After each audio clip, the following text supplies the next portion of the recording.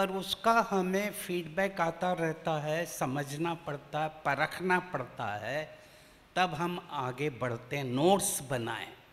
सबसे बड़ी बात है कि सुबह आपकी टेबल पर एक नोटबुक होना चाहिए, पेन होना चाहिए। जिस समय जो थॉट क्लिक कर रहा है उसी समय उसको लिख लो। मैं जनरली यही करता हूँ। 2 घंटे पहले जो दादी गुलजार जी से सीखा कि उस दिन दादी जी किसी से मिलती नहीं है, अपने अंदर चली जाती हैं, और उस अंदर इंट्रोवर्ट में, अंतर्मुखता में जो थॉट्स आ रहे हैं उस टॉपिक के लिख लो। एडमिनिस्ट्रेशन और लेक्चर, ये 2 अलग अलग पार्ट हैं। किसी को एडमिनिस्ट्रेशन में शौक रहता है, किसी को फैकल्टी में शौक रहता है, किसी को दोनों में रहता है। अब हमें चुनना पड़ता, चूज़ करना पड़ता है कि मेरा फील्ड कौन सा डोमिनेंट मेरे को कर रहा है। अगर एडमिनिस्ट्रेशन उस दिन 3 दिन पहले ही किसी और को दे दें और 3 दिन अपनी तैयारी करें, फिर एडमिनिस्ट्रेशन में घुसे नहीं। हर सेंटर पर हर टीचर बहन की 3 की टीम होना ही चाहिए।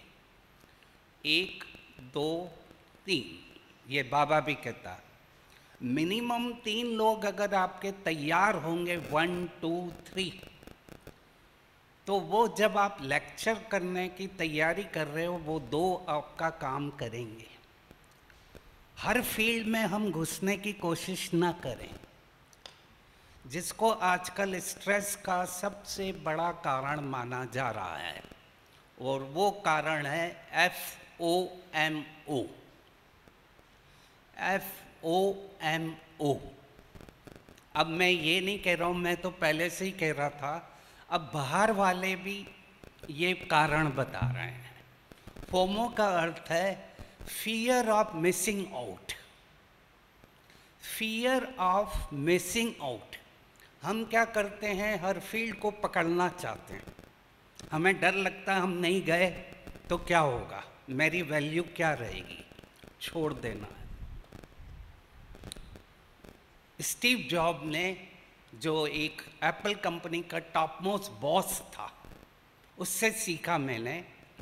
93-94 में वो एप्पल कंपनी को टॉप पर ले गया।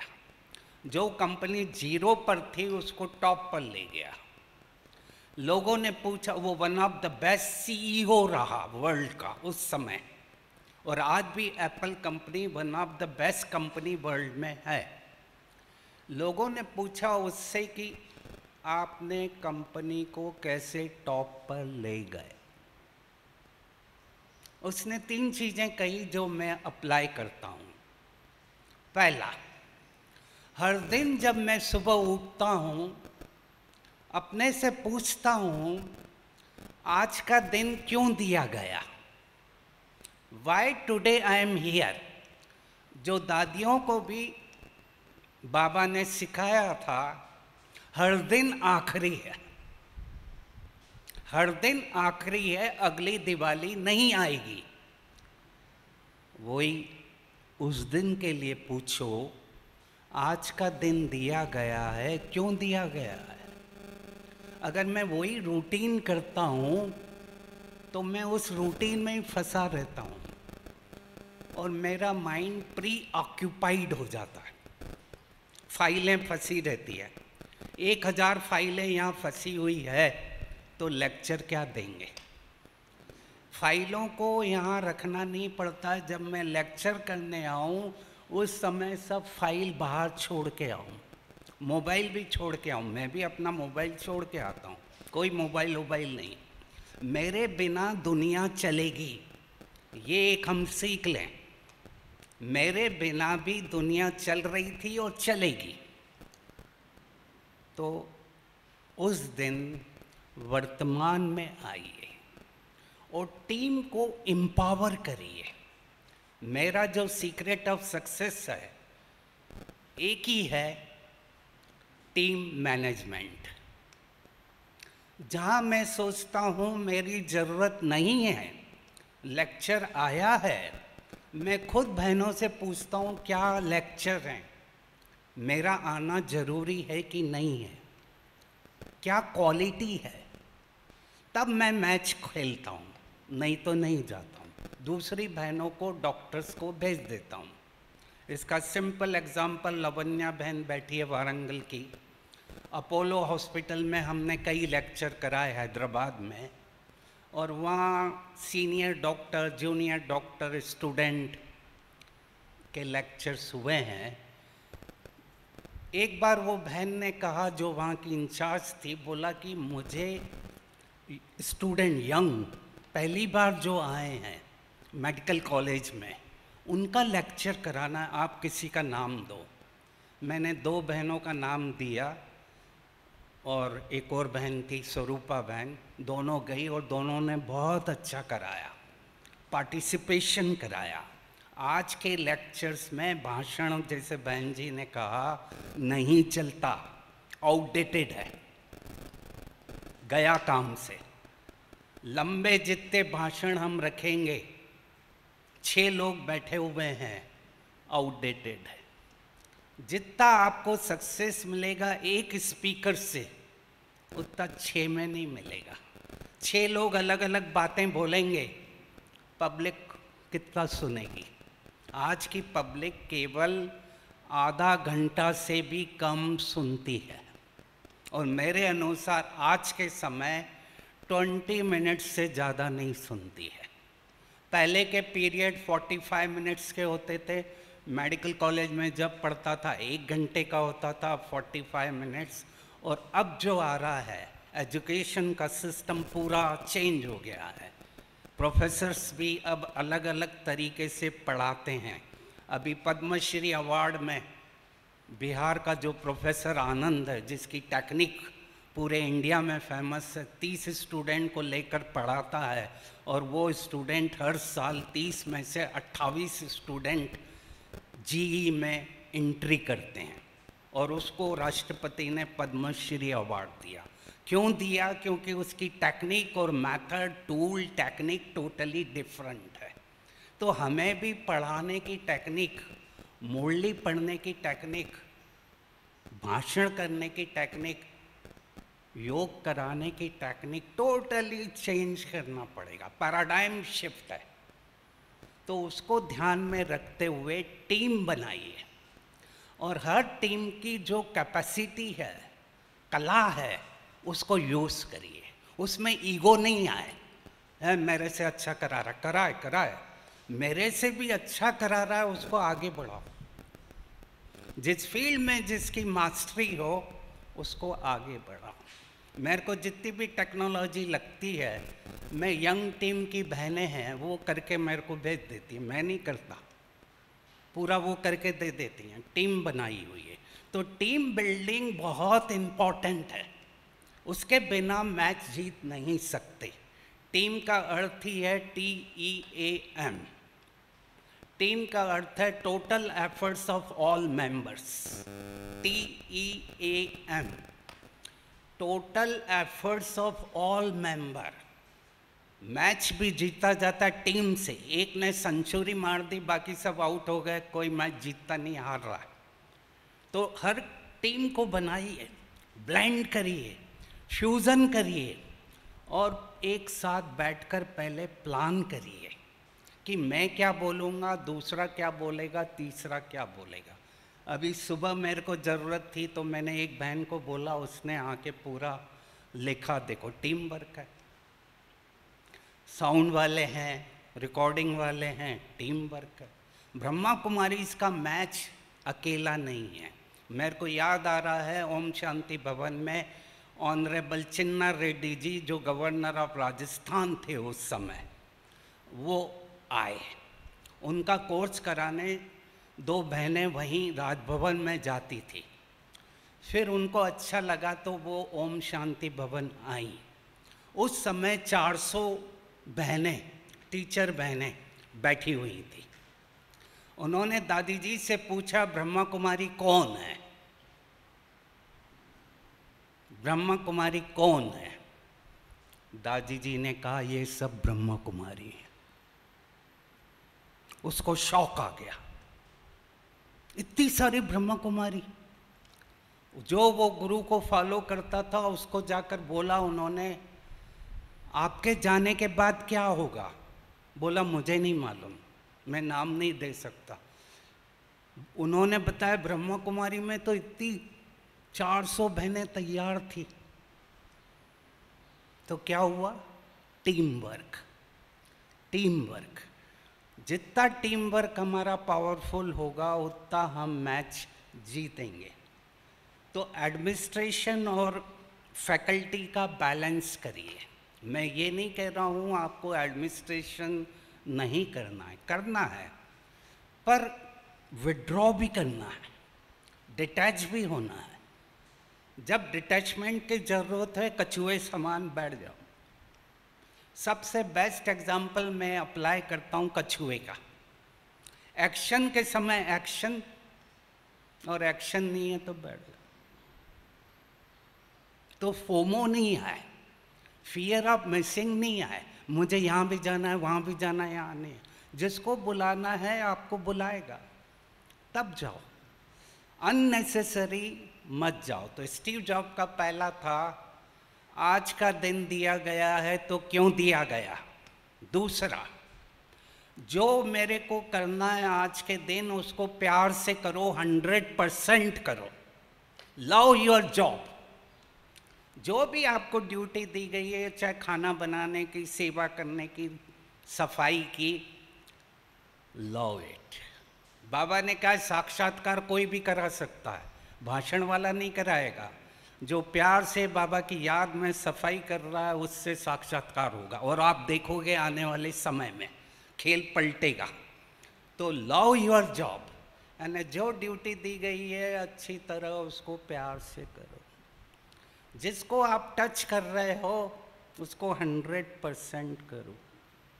थर्ड, जो मेन है, लर्न टू से नो। लर्न टू से नो का अर्थ है कि बिना काम की चीज़ें जहाँ आपका रोल नहीं है, पर्पस नहीं है, मकसद नहीं है, मत करो। से नो। तो तब हमारी जो एनर्जी लेवल है ये काम करेगी। और आज का गेम क्या हो गया है, 23 का पूरा पलट गया है। तो क्या खेल है जो मैं देख रहा हूँ? एनर्जी और वाइब्रेशन। एनर्जी और वाइब्रेशन। मैं बहुत अच्छा स्पीकर हूँ, पर मेरी एनर्जी नहीं, यहाँ आकर बैठा हूँ, लेक्चर कर रहा हूँ। क्योंकि जो सामने आ रहे हैं वो डेड आर्मी आ रही है, मरे हुए लोग आ रहे हैं। एक जगह गया, ऑफिस का टाइम, ऑर्गेनाइजेशन का टाइम, सुबह का टाइम, 9 बजे का टाइम, लोग आके, अब आप उनको क्या लेक्चर करोगे? तो आपको उनको उठाना पड़ता है, जगाना पड़ता है। तो सामने जो बैठे हैं उनको देखना पड़ता है, समझना पड़ता है कि जो क्राउड बैठा है वो क्या है। जो कल का भी डिस्कशन था उसको समझना पड़ता है और उसके अनुसार डिलीवरी करना पड़ता है। तो वाइब्रेशन और एनर्जी अभी चाहिए। अभी मैं शिविर का ही करा के आया लेक्चर 1 दिन पहले शांतिवन में, गुजरात का टर्न था। उसमें मैंने देख लिया माताएं थी, अच्छे लोग भी थे। मैंने खेल को पलटा, मैंने कोई पीपीटी नहीं दिखाई वहाँ, सीधा आ गया और सीधा उनको कराया, एक्टिविटीज़ कराई। 10 फीडबैक आ गए मेरे पास, क्या तो एनर्जी थी, क्या तो वाइब्रेशन था। डॉक्टर्स का बोले हम भी लेक्चर करते हैं पर ऐसा लेक्चर एनर्जी का, वाइब्रेशन का हमने नहीं देखा। तो लोगों को क्या चाहिए अब? एनर्जी और वाइब्रेशन, जो बाबा पहले से ही कह रहा है।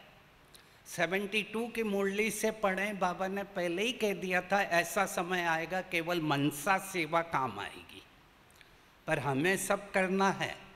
तो आज के समय में मनसा सेवा, वाइब्रेशन, एनर्जी 70% हो 30% आपकी language, body language, content, information, वो हो जरूर करो और उसको देखकर ही आगे बढ़ो। थॉमस कुन एक बहुत बड़ा फिलोसोफर रहा, अल्बर्ट आइंस्टीन दो बड़ा साइंटिस्ट रहा, उन्होंने भी अपने टाइम पर कह दिया था कि आपको कुछ नया करना है तो पुरानी मेथड से हटकर करना पड़ेगा, ओल्ड पैराडाइम नहीं चलेगा। हम सब ने देखा यज्ञ के अलग अलग फेसेस। 30 यज्ञ की स्थापना हुई, योग चला, केवल योग ही योग चला, फिर माउंट आबू आए, पूरा ग्रुप माउंट आबू आया, सेकंड फेज चला, सेकंड फेज में भी इतनी एक्टिविटी नहीं थी तो योग चला, उसके बाद सेवाएं चालू हुई, दादियाँ जाना शुरू हुई, सेवाएं खुली। 69 के बाद थर्ड फेज हुआ, ब्रह्मा बाबा ने शरीर छोड़ा तो क्यूरोसिटी हुई क्या होगा, तो नया फेस आया, बड़ी दादी जी ने कमांड संभाली और हम सभी ने देखा यज्ञ का एक्सपांशन हुआ। करीब 2000 तक एक्सपांशन अच्छा चलता रहा। 2010 तक बड़े बड़े मकान, रिट्रीट सेंटर बनने लगे। उसके बाद अब नया फेस आ गया, बिल्डिंग है, रिट्रीट सेंटर है, पर उसके अंदर जो पढ़ाने वाले, एजुकेशन वाले चाहिए, एनर्जेटिक, उस पर हम लोग ध्यान दें। College, medical college, engineering college government बहुत खोल रही है इस साल, पर उसमें पढ़ाने वाली फैकल्टीज ही नहीं रहती है।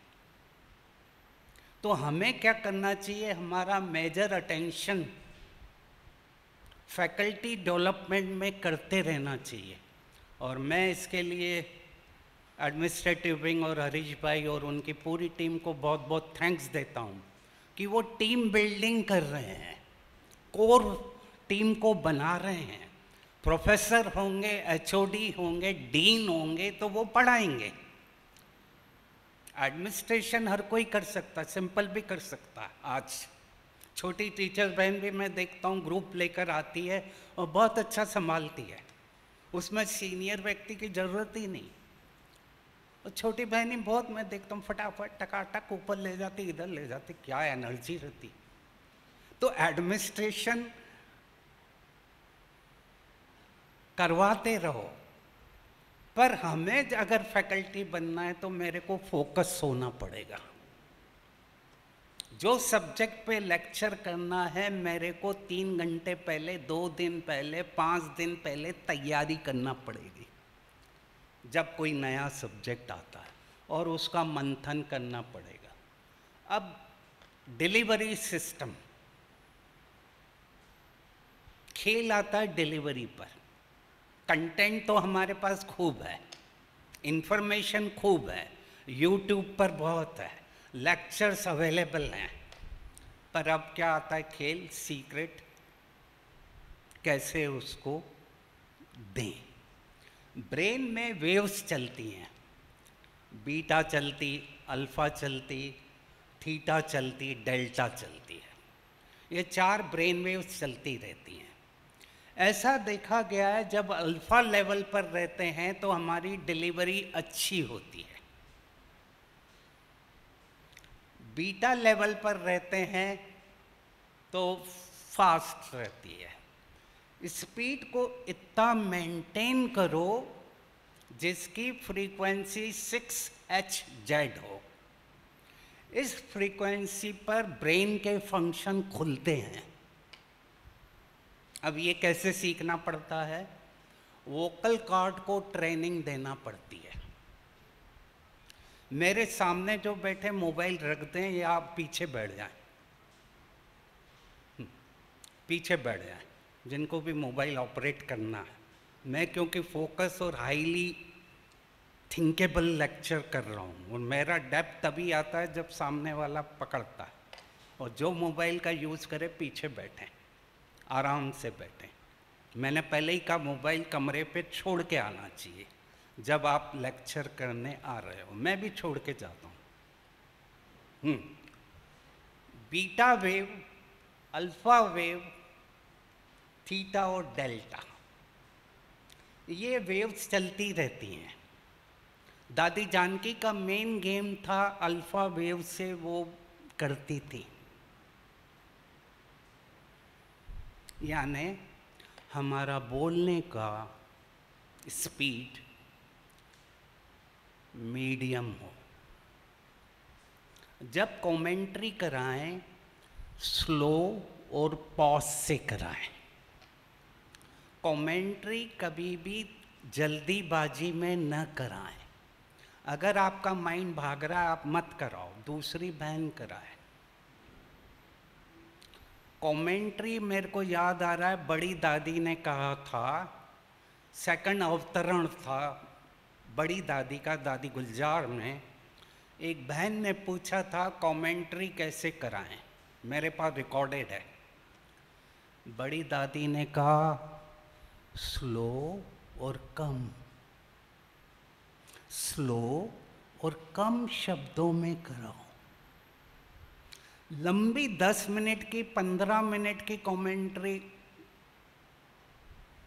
भक्ति मार्ग जैसी हो जाती, आरती कर रहे हो। स्लो, कम शब्दों में। 2 शब्द भी बोले उनको अनुभव करने दो।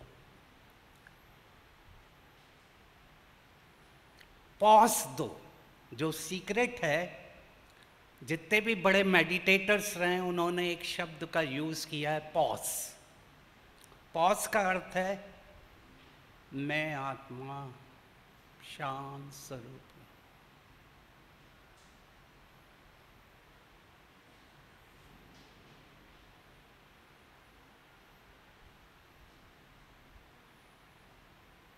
फिर दूसरा, वो अनुभव करे। एक संकल्प और दूसरे संकल्प के बीच में जो गैप है उसको कहते हैं पॉज। एक संकल्प और दूसरे संकल्प के बीच में जो गैप है वो बेहद है, यूनिवर्स है। एक संकल्प और दूसरे संकल्प के बीच में जो गैप है वो परमधाम है।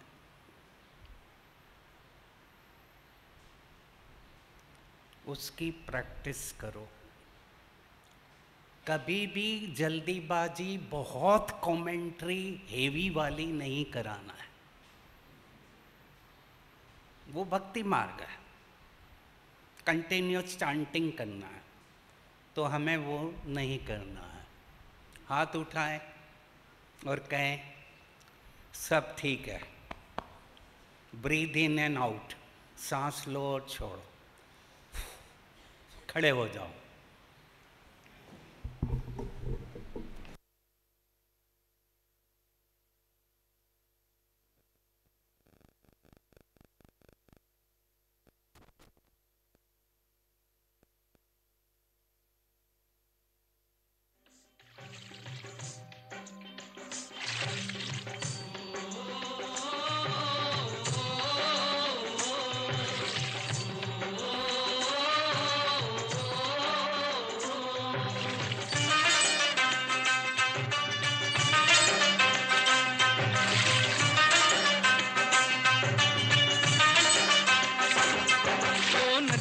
चले चले रे धारा,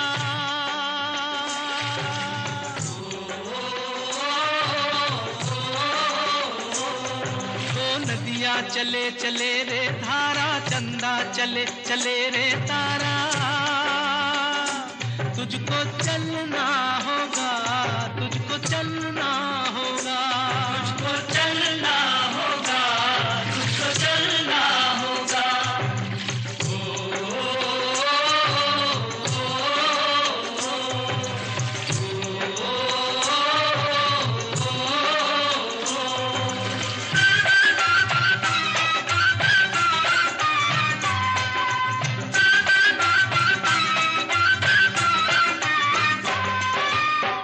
जीवन कहीं भी ठहरता नहीं है, जीवन कहीं कभी ठहरता नहीं है, आंधी से तूफान से डरता नहीं है। तू न चलेगा तो चलते गिरा है,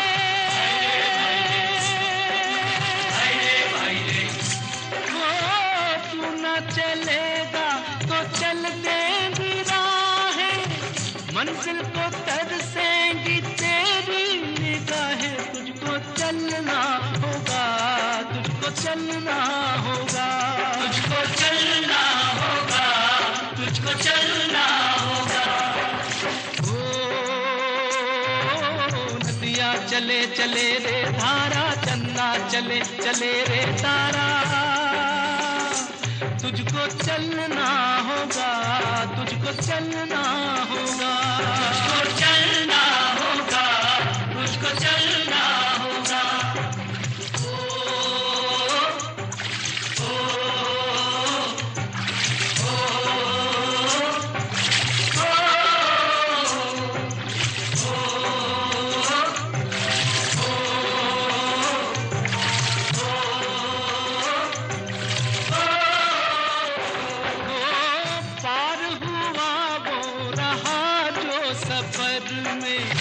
पार हुआ वो रहा जो सफर में, जो भी रुका फिर गया वो भंवर में। नाव तो क्या बह जाए किनारा,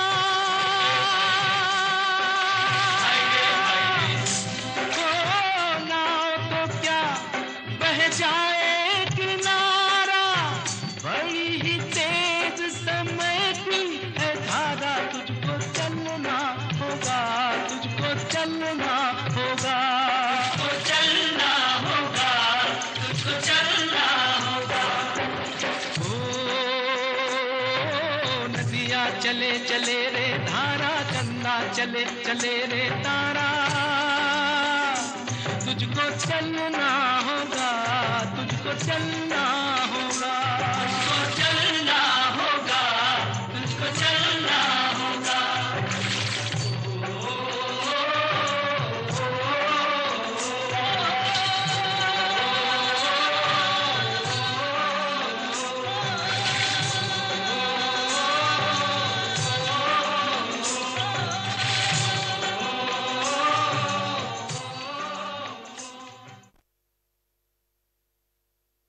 वेरी गुड।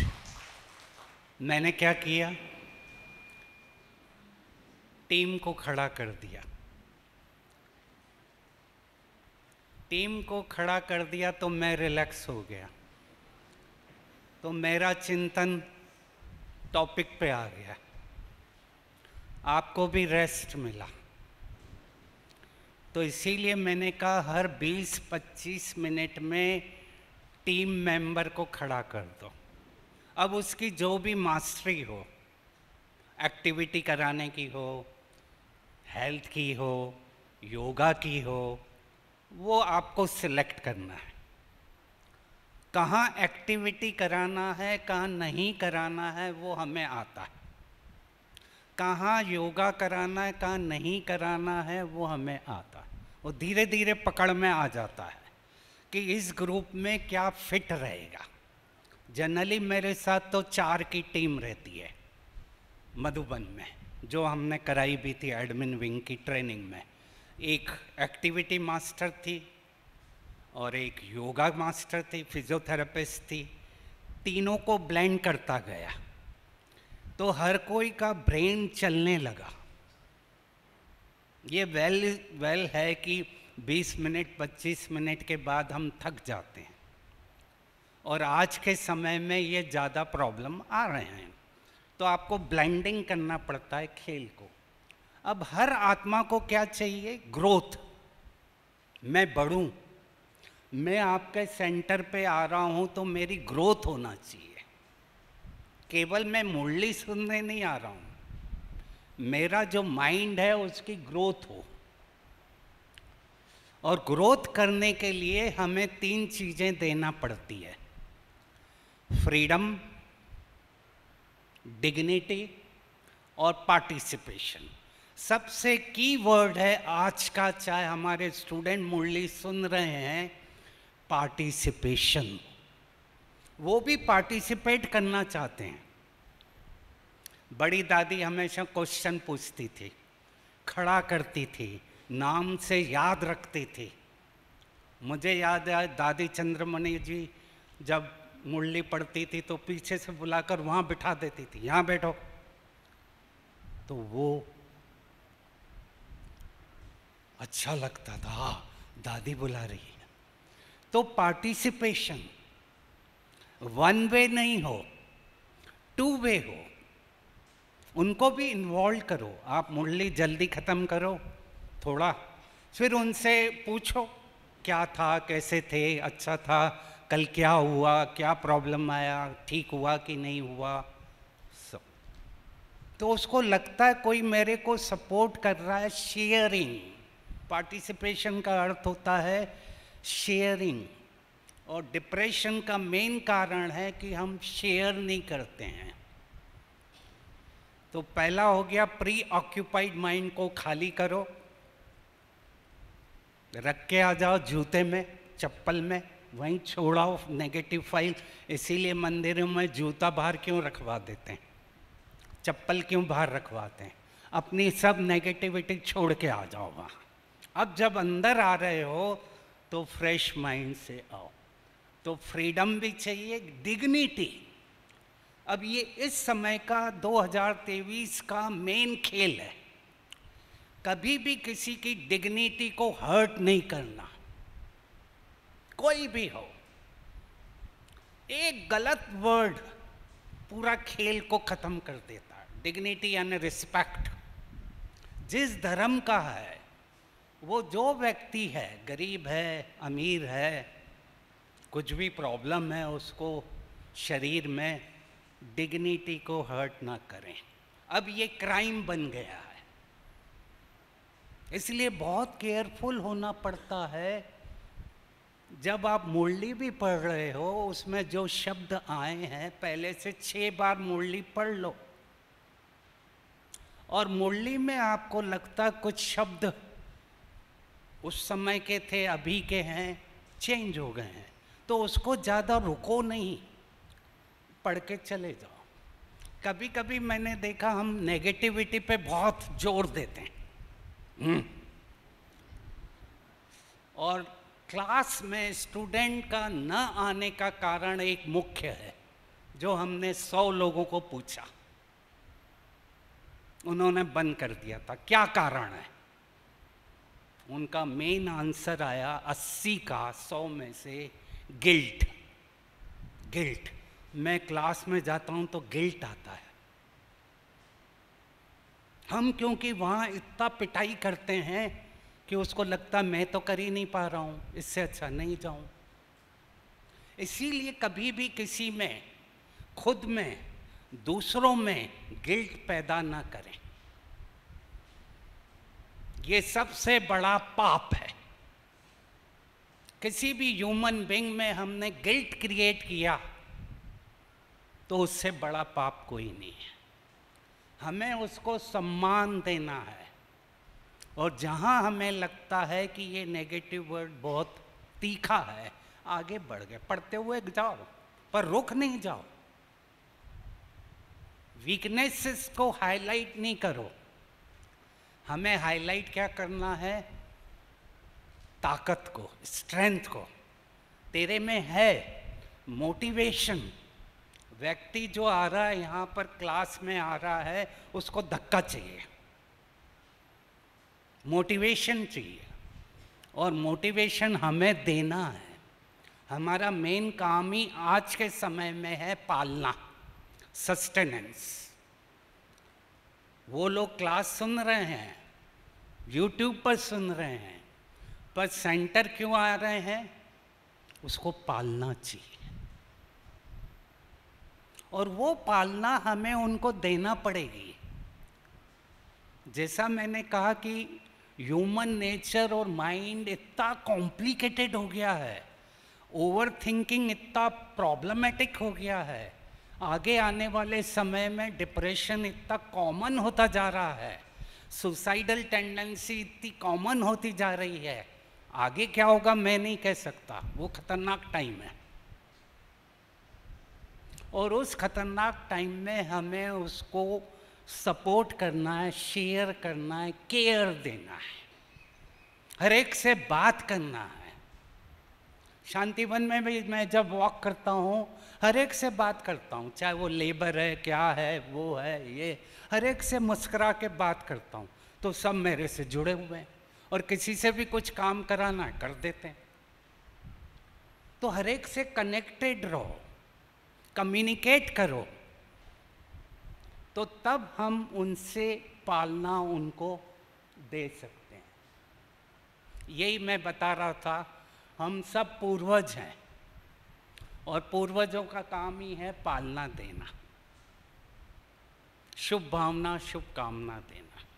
कोई खराब नहीं है, चाहे वो ज्ञान में है, नहीं है, छोड़ के गया है, हमारा कोई कंसर्न नहीं है। हर आत्मा ड्रामा अनुसार पार्ट प्ले कर रही है और हर एक का प्रोग्रामिंग किया हुआ है, तो गलती किसी की नहीं है। गलती उसके अंदर जो प्रोग्राम गया हुआ है वो कर रहा है, प्ले कर रहा है। तो हर एक को शुभ भावना, शुभकामना देनी है। स्थान से स्थिति नहीं बनती, ये दादी का एक बहुत पावरफुल वर्ड है जो घुसता है मेरे अंदर। स्थान से स्थिति नहीं बनती, स्थिति से स्थान बनता है। जितनी मेरी पावरफुल स्थिति होगी वो स्थान मधुबन बन जाएगा। इसीलिए कई मुरली में कहा परमधाम यही है, सूक्ष्म वतन यही है, तुम्हें आना जाना नहीं है, यही है। क्योंकि मेरी स्थिति से लोगों को पावरफुल देना है।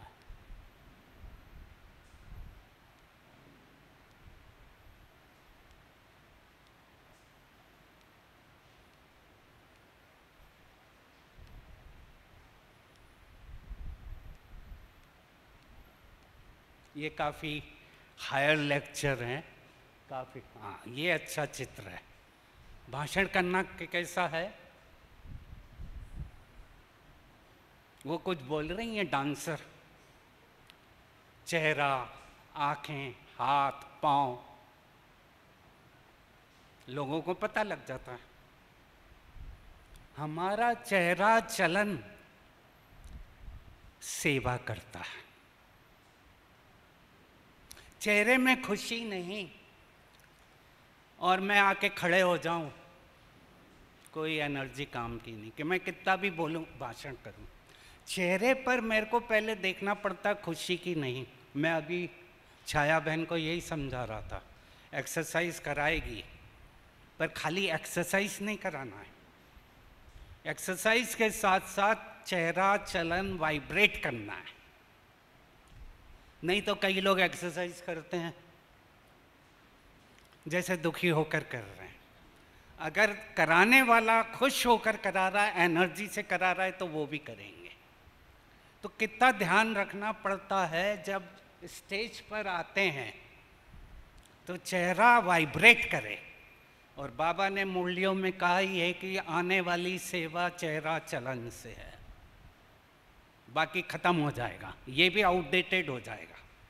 आने वाला समय बड़ा डिफिकल्ट है, सेवाएं टोटली चेंज करना पड़ेगी, हो जाएगी, उसमें ये सब काम नहीं आएंगे। प्रेजेंटेशन भी अब आजकल ज़्यादा काम नहीं आते हैं।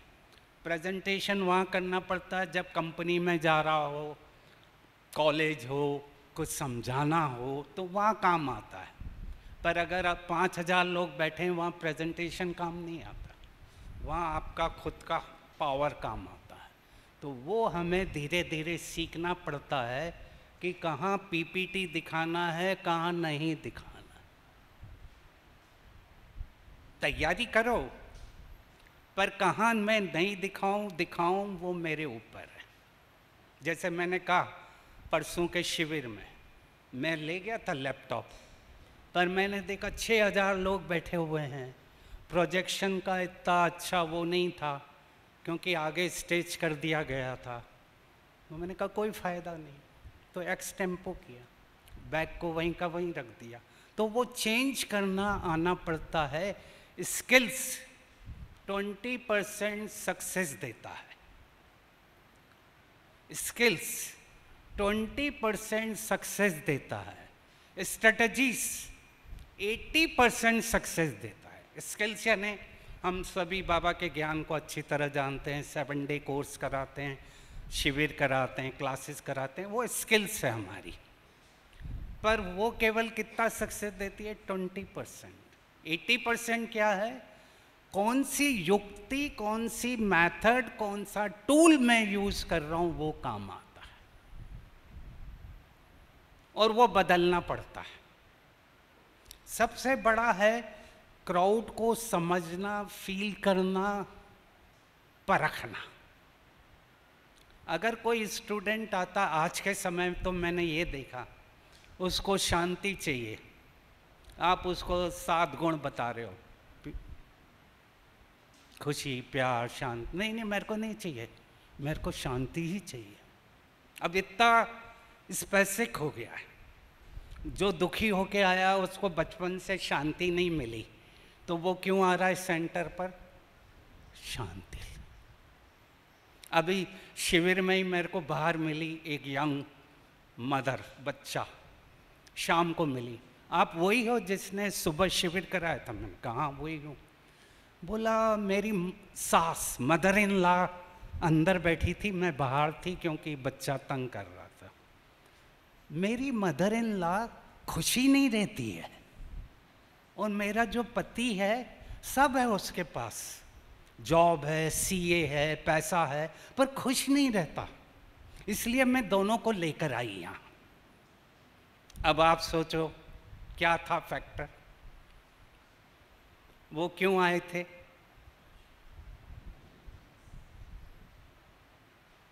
खुशी नहीं है। तो आज का मेन इंग्रेडिएंट क्या हो गया? इसीलिए मैंने लिखा खुशी, हैप्पीनेस। लोगों को कुछ नहीं चाहिए, हैप्पीनेस चाहिए, खुशी चाहिए। मैं 3 घंटे आपके पास आऊं, मैं खुश होकर जाऊं। T20 मैच में अभी अहमदाबाद में पहला मैच था, 1-1.5 लाख लोग बैठे हुए थे। अब आप सोचो इतने बड़े स्टेडियम में 1.5 लाख लोग T20 का मैच क्यों देखने आते हैं? सिक्सर लगा, 4 तो उनको क्या चाहिए? खुशी, इंस्टेंट, फटाफट। फिर दूसरी एडवर्टाइजमेंट आती है टीवी पर, मेरे को बड़ी अच्छी लगती है। 4 स्पोर्ट्समैन हैं और वो मैच देख रहे हैं, 2 टीमें खेल रही है, किसी भी टीम का प्लेयर सिक्सर मारता कुछ न्यूट्रल होकर देख रहे हैं। तो लोगों को क्या चाहिए? आज का मेन इंग्रेडिएंट प्यार से भी ज्यादा खुशी का आ गया है। खुशी गायब हो गई है, और खुशी नहीं तो ब्राह्मण जीवन ही नहीं, उमंग उत्साह नहीं तो क्या जीवन। चेहरे हम ऐसे आके बैठे क्लास में, घर से निकली है माता, लोग देख रहे हैं, तो वो सोचेंगे बाहर वाले, अरे कहाँ जा रहे हो? ब्रह्मा कुमारी में जा रहा हूँ। खुश नहीं आप तो क्यों खुश नहीं? तो वो कैसे आएंगे? चेहरा खुशी से आए, डायनामिक आए, फटाफट आए, तो लोग कहेंगे अरे हम भी चलते हैं वहाँ, क्या हो रहा है। तो कभी कभी हम लोग क्या करते हैं, मेरी टीम को लाफिंग थेरेपी कराता हूँ समय को देखकर, कईयों को। अब वो लाफिंग थेरेपी आपको उसकी कला सीखनी पड़ती है, और इसमें कराई शिविर में तो लोग सेलिब्रेशन, अगर वो वीडियो में दिखाऊं तो सेलिब्रेशन जैसा हो गया, त्यौहार जैसा हो गया। तो लोगों को क्या चाहिए? खुशी, हैप्पीनेस, और वो हमें देना पड़ती है।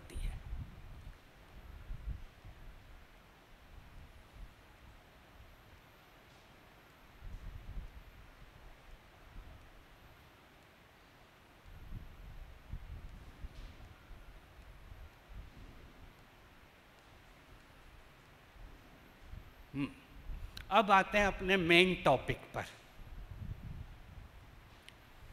पहला है प्रिपरेशन करो। जो टॉपिक आपको दिया गया है उसको अच्छी तरह प्रिपेयर करो।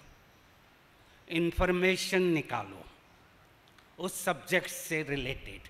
मुरली का पॉइंट निकालो, मुरलियों में भी काफ़ी अच्छे पॉइंट रहते हैं, उनको पढ़ो। अव्यक्त मुरलियों को उसमें से निकालो, वरदान देखो, स्लोगन देखो, उसमें से कौन सा पॉइंट फिट हो रहा है उसको कनेक्ट करो उससे। तो उसका भी अध्ययन बहुत ज़रूरी है। इंफॉर्मेशन के बाद उसका कंस्ट्रक्शन करो। इंफॉर्मेशन आ गई, अब चाहिए हमें उसकी कनेक्टिविटी, क्योंकि ऑडियंस चलता है आपकी कनेक्टिविटी से। आप कैसे फ्लो कर रहे हो वैसे वो आपके साथ चलेगा, और एक बार वो आपसे कनेक्ट हो गया तो जो आप बोलोगे वो सुनेगा, हाँ हाँ करेगा, खुशी जाहिर करेगा। एक दूसरे को बोलेंगे, आपको दिखेगा एक दूसरे को कह रहा है। मैंने अभी देखा एक हस्बैंड वाइफ सामने ही बैठे थे, तो वाइफ बार बार पति को कह रही थी देख, तो उससे हमें पता लग जाता फीडबैक क्या है। दूसरा, इससे याद आया, कभी भी हम डिफ्रेंशिएट नहीं करें पति पत्नी, भाई बहन, ये भी आउटडेटेड हो गया है। हमारा मेन लेसन क्या है? आत्मा। अब फंक्शन में कोई भी आए, कैसे भी बैठे, हम उसको सिरदर्द नहीं करें। मैं अपने फंक्शन में कभी भी नहीं मना करता, जो जहाँ बैठे बैठे, पति पत्नी के साथ ही तो बैठेगी, उसको अलग बिठाओगे, उसको अलग बिठाओगे, पहला ही गया फियर, यहाँ अलग कर देते हैं। ये मेरे को एक साइकेट्रिस्ट ने सिखाया। एक बहुत बड़ा साइकेट्रिस्ट आया था कैड कॉन्फ्रेंस में, वो कोऑर्डिनेटर था पूरी कॉन्फ्रेंस का। नाश्ते पे मिला, कहता आप लोग बोलते जो हो वो कर कहाँ रहे हो? मैंने कहा क्या हो गया? मैंने सोचा कुछ गलती हो गई। बोला मैंने देखा आपके हॉल में, मैं चक्कर लगाने गया मुरली क्लास में, एक तरफ भाई बैठे थे, एक तरफ बहनें बैठी थी, तो आप लोग ही डर रहे हो। उसका पॉइंट वैलिड था। कॉन्शियसनेस में ही परिवर्तन आ जाए कि भाई क्या है, बहन क्या, मेरे को कुछ नहीं मालूम। जो लॉर्ड गौतम बुद्धा जब तपस्या कर रहे थे, कुछ लड़के किसी लड़की को तंग कर रहे थे, लड़की वहाँ से भागते हुए चली गई। लड़के आए लॉर्ड गौतम बुद्धा के पास, आपने किसी बहन को, लड़की को भागते हुए यहाँ से देखा? लॉर्ड गौतम बुद्धा ने कहा लड़की क्या होती है? वो कॉन्शियसनेस, चेतना में परिवर्तन नहीं आएगा तो हम डरे ही डरे रहेंगे। फ्लाइट में सबको एक साथ बैठना पड़ता, कल भी बैठा था, अब सीट इतनी नैरो, कोई यहाँ बैठी है, कोई वहाँ बैठे, अब डर थोड़ी कि अरे टच हो रहा है, ये हो रहा। मेरे कॉन्शियसनेस में ही नहीं है ना कि क्या है।